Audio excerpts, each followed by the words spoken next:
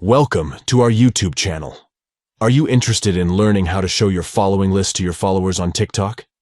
In this video, we'll provide you with a full guide on how to share your following list with your TikTok followers. Let's get started. Step 1.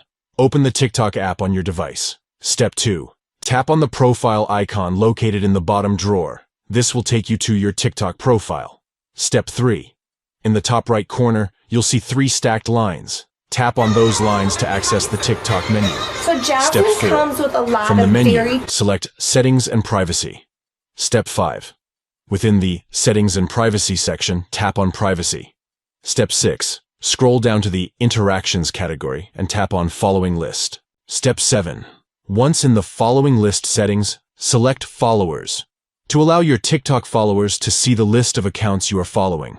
By following these simple steps, you can easily share your following list with your TikTok followers, giving them a glimpse into the accounts you find interesting and inspiring.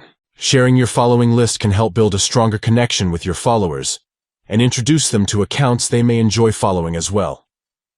Thank you for watching, and enjoy connecting with your followers through your following list.